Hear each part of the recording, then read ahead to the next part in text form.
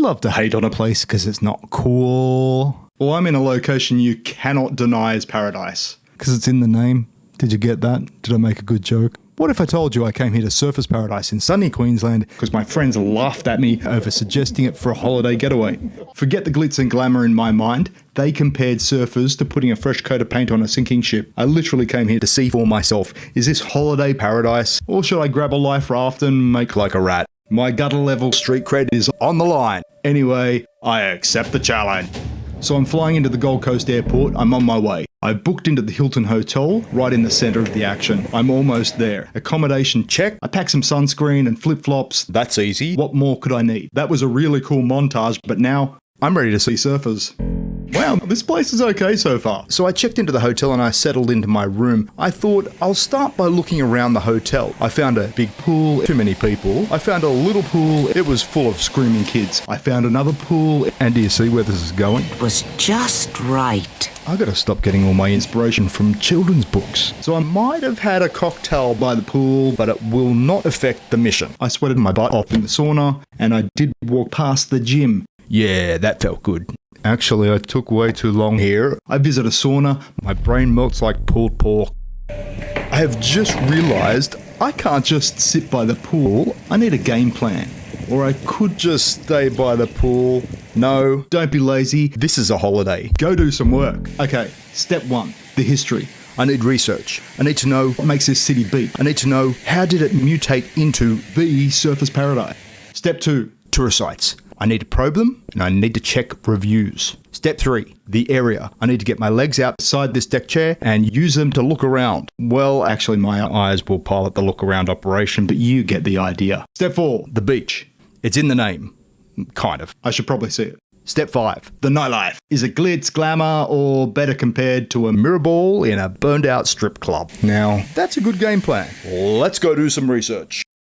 Surfers Paradise wasn't always the megapolis you see today. In fact, it was a sleepy little village known as Elston. I know, right? Not quite as Zhuzhalicious. I know, Zhuzhalicious. Yeah, I made up a great word, but I can't pronounce it. Elston was all timber and sugarcane farms and not much else. Enter Johan Mayer. He saw the potential of this place, beyond swamps and the mangrove, so he launched a ferry service providing the first vital link over the Nerang River. Then along came Jim Cavell. You know he's important, the main street is named after him. Now Jim was a character, a real showman. In 1925, Jim built the iconic Surfers Paradise Hotel. Now remember, the place is still called Elston. But Jim didn't stop there. He knew how to create a buzz, so he decided to build a zoo. All I'll say to that is, one of the attractions was a 6-legged cow, I kid you not. I think it was a cow with a conjoined twin hanging out from the side. Yeah, don't look at me. In 1936, the hotel was ravaged by fire. Unfortunately, the hotel goldfish did not make it,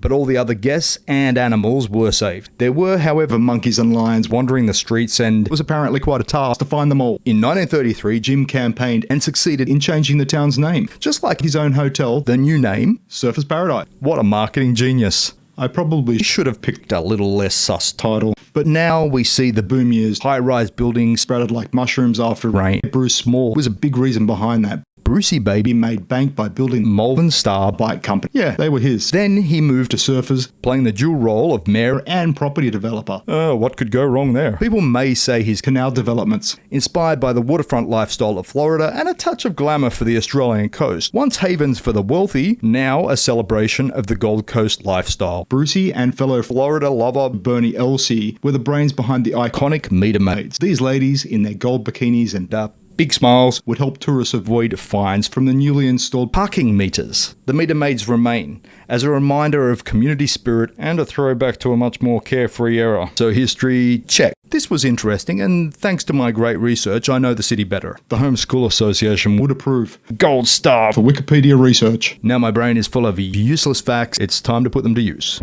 A quick search of tourist sites in Surfers gave me, well, not much. So I found this tiki reserve here. That looks interesting, but only 6 reviews. Not really a lot going on here. Okay. There's also this Matey monument. Wow, 12 reviews. It's popular. Okay. Baby ate me dingo. I don't know why this is on here. It's just a statue. I don't know if I should trust reviews from this person. Okay, maybe over here, the Surfers Paradise sign. It was so bad, I have never seen such a disgrace for an event which is schoolies. I think this guy should have spent longer at school. But I don't want to judge, we can all make little spelling mistakes. And maybe we'll go and have a look on X. Cavill Avenue, a great place to get assaulted. Okay, let's have a look over on Reddit. I've lived here for 18 years, hate the place. Now it's just a drunken hole with no culture. And I was with the local tourism group for 10 years. Locals are bogans, coffee is crap, restaurants are bland. Gee, Spanner Tech, why don't you tell us how you really feel?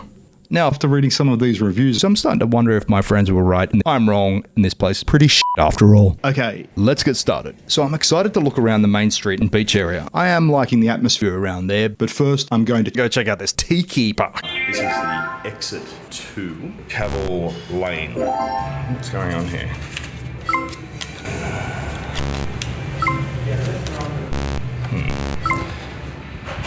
Oh no, it's just by that.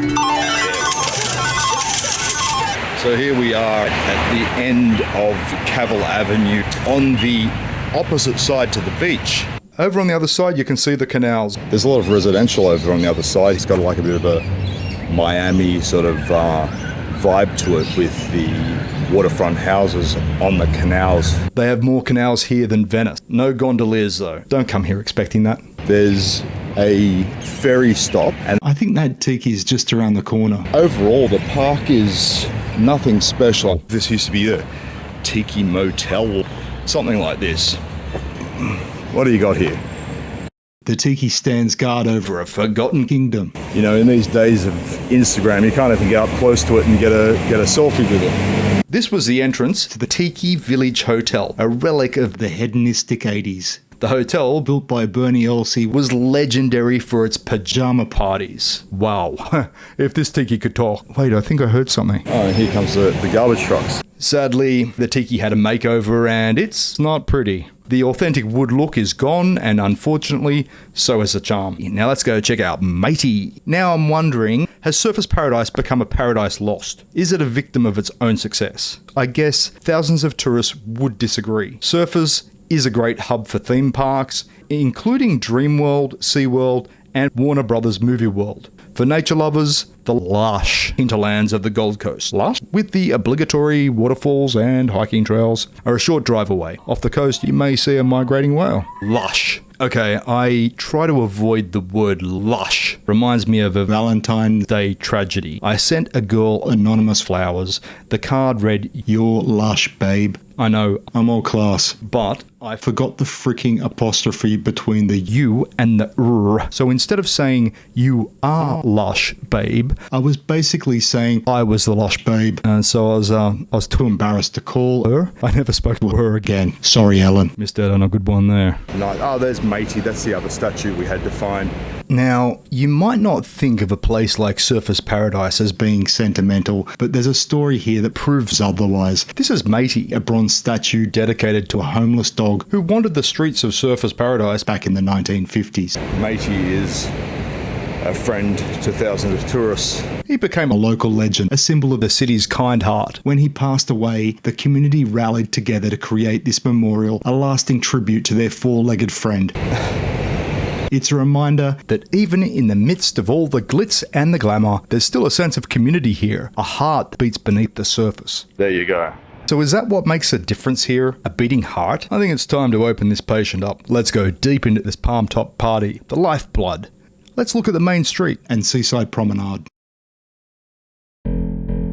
This is it. Cavill Avenue, a pulsating artery of energy. I've seen entertainment, restaurants, bars, shops, and buskers, all competing for my attention. It's a kaleidoscope of sights and sounds. On this street, you can lose yourself in the excitement and let go of your inhibitions. Now, I kind of wish the Skeptic Squad, that's what I'm calling my so-called friends, but actually, it took me 30 minutes to come up with that name, was actually here. Would they like it here? I still don't know. I'd say if we're playing Monopoly, it's the same chance some a-hole is going to flip the board halfway through the game. It's early morning. The nighttime vibe is quiet right now. This is it. This is Cavill Avenue. We've got beautiful lights in the trees, nightclubs down here. The noise and atmosphere comes part and parcel. This is chain restaurants, kids' places where they can hang out, build a bear, paint a bear, make a bear. It was just right. Places, you know, there's just lots of activities and things to do.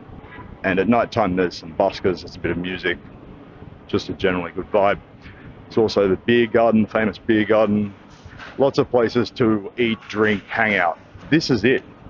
And of course, McDonald's has their prime position, number one, how they managed to rent the first shop in literally every tourist spot. Cavill Avenue leads the way towards a modest path, a seaside promenade, subtle in its divinity. Will I become a disciple? It's a beast at a massive 30 kilometres. That's 18 miles in length. It takes an hour to drive to the Gold Coast Airport. Yeah, you can literally walk to it along the boardwalk. If the thought of a 6-hour seaside walk enchants you, Start stretching those legs. It's called the Jubilee Walkway in honour of the late Queen on her Platinum Jubilee. Let's head this way. The sweeping expanse Includes 70 bronze markers. That's one for each of the years she was Queen, in case, like me, you are clueless what a Platinum Jubilee is. And as you can see, there's great places to sit. It's got a great vibe, a great ambience. The temperature is always going to be pleasant. So it's really sort of a nice, comfortable temperature zone and warm enough to walk around in. One of the things that makes the Gold Coast area stand out is all the mega tall buildings that are right along the waterfront.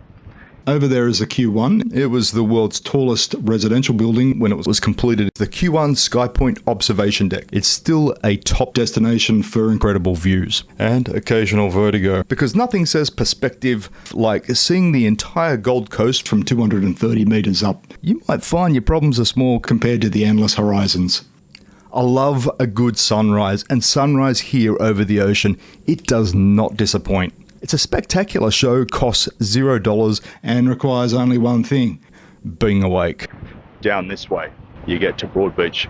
A good walk from Surfers is to Broadbeach, a different vibe altogether. It's like the chill out zone after the surfers party. The pace slower, the energy more grounded. Maybe there I'll find the balance I'm searching for. Broadbeach is less about showmanship and more about community. People walking their dogs, Families picnicking in the park, and a sense of everyday life unfolding. And we can see a nice little koala here. What's the point of this little guy? Okay, means nothing. So here's what the koala means. That's the only explanation you're going to get as a tourist to work out what you're actually looking at. My sleuthing skills have come in handy again. I found a readable version of the plaque. Interesting. Thanks again, Wikipedia. Anyway, you can sit there and read the comics if you're into that type of thing.